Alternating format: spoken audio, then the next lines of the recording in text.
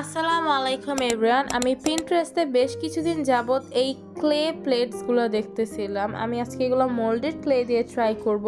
আমার একদমই আইডিয়া নাই এগুলো কি দিয়ে বানায়। তো মোল্ডেড ক্লে না আমি আগেও ইউজ করছি, এটা আমার ফার্স্ট টাইম না, কিন্তু আমার এমন কখনো হয় নাই। আগে বলি, মোল্ডেড ক্লেতে দুইটা অংশ থাকে, একটা রেজিন একটা হার্ডেনার। তো রেজিনটা যেটা সেটা একটু আমার এমন পড়ছে যেটা দিয়ে কারো মাথা ফাটানো যাবে, এত শক্ত ছিল।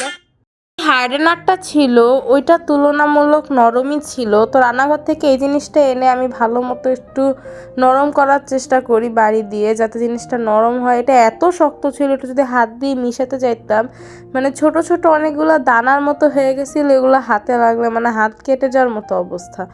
তো পরে দেখি যে এমন করতে করতে প্যাকেটটা আস্তে আস্তে ছিঁড়ে যাইতেছে। প্যাকেট ছিঁড়ার পর তো আরও খারাপ অবস্থা হয়েছে, সব কিছু ভরে যাইতেছিল। এই জন্য আমি একটা প্লাস্টিকের একটা বাটি পাইছি, ওটার মধ্যে আমি নিয়ে নিছি। অ্যান্ড ক্যামেরাটা তখন আমি ভালো মতো ধরতে পারি না, এই জন্য এক্সট্রিমলি সরি। আমি ভিডিওতে এই অংশগুলো দিতাম না, তাহলে ভিডিওটা অনেক ছোট হইতো। কিন্তু পরে চিন্তা করে দেখলাম যে এরকম অন্য মানুষদেরও হতে পারে, তো তখন তাদের একটু হেল্প হতে পারে।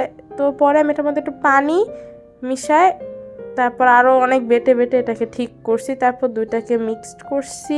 অ্যান্ড আমার আম্মু অনেক হেল্প করছে আমাকে এটা নরম করতে। তারপর দুইটাকে একটু মিক্সড করে নিতে হবে, মিক্সড একটু সময় নিয়ে ভালো মতো করতে হবে, নাহলে কিন্তু এটা ড্রাই হবে না ঠিক মতো।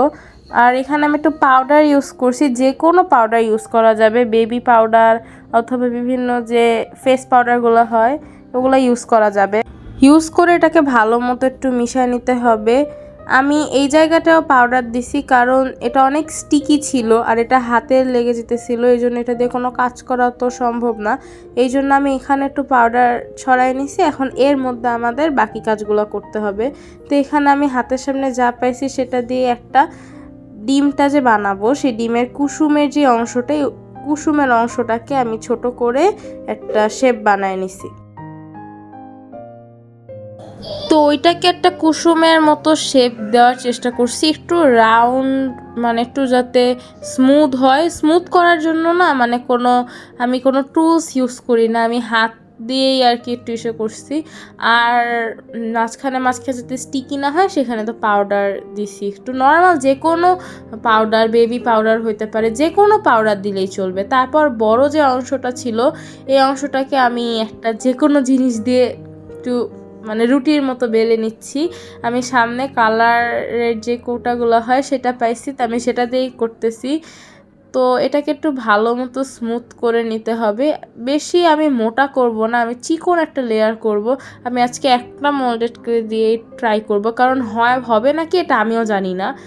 তো এভাবে একটু বেলে নেওয়ার পর একটু হাত দিয়ে স্মুথ করে নিতে হবে। আর এই রুটিটা, যে এই ক্লের রুটিটা যে গোল হতে হবে এটা কোনো কথা নাই, যে কোনো শেপের একটা হইলেই হয়েছে। অথচ আমি যে প্লেটগুলো দেখছিলাম ওগুলো আরও বাঁকা তেরা ছিল, তা আমি যেতটুকু পারছি মতটুকু চেষ্টা করছি।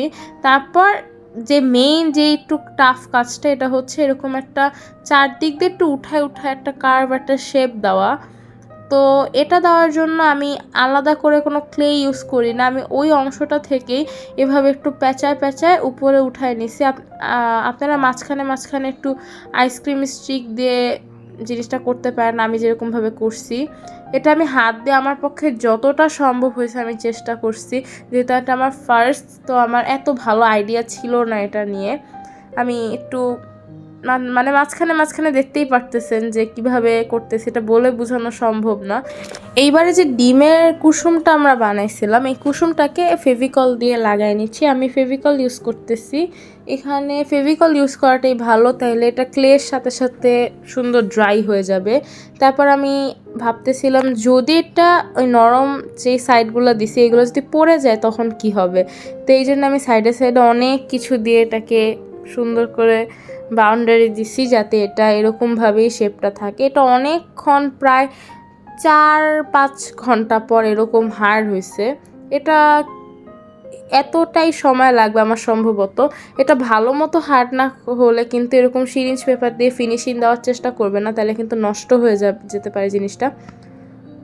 অ্যান্ড অবশ্যই একটু সিরিঞ্জ পেপারটা ইউজ করবেন যদি আপনারা আমার মতো এত ভালো ফিনিশিং না আসে।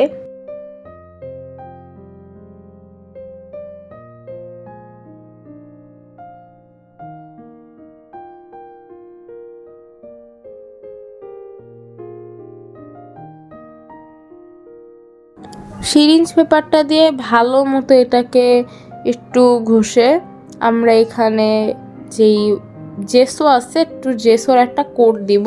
এগুলো আমি বেশি শ্যুট করি নাই কারণ ভিডিও অলরেডি অনেক বড় হয়ে গেছে। জেসোটার একটা কোট দিছি, তারপর হোয়াইট অ্যাক্রিলিক পেইন্টের 2 থেকে 3টা কোট দেওয়া লাগছে, কারণ নিচের অংশটাকে যে সাদা অংশটা হয় ডিমের, এটাকে আমার পুরোপুরি সাদা বানানো লাগতো।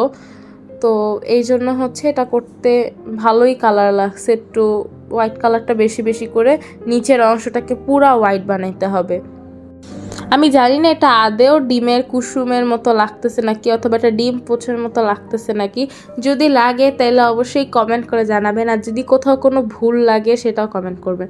তারপর একটা ইয়েলো না, ঠিক একটু ইয়েলোর মতো একটু অরেঞ্জ অ্যাড করছি, একটু রেড অ্যাড করছি, তারপর এই কালারটা পাইছি একদমই হালকা পরিমাণ। ওইটা দেওয়ার পর একটু স্পাঞ্জ দিয়ে ওই কালারটাকে সুন্দর করে ব্লেন্ড করছি। আমি বুঝি নাই মাঝখানে কেন কালারটা ভালো মতো বসে নেই, যাই হোক। তারপর একটা ফেস আঁকছি, তারপর এটাকে ভালো মতো শুকাতে হবে। অবশ্যই এটাকে আবারও ভালো মতো শুকাতে হবে, ভালো মতো না শুকালে ভার্নিশটা অ্যাপ্লাই করা যাবে না, অ্যান্ড দেন ভার্নিশ অ্যাপ্লাই করলে ডান।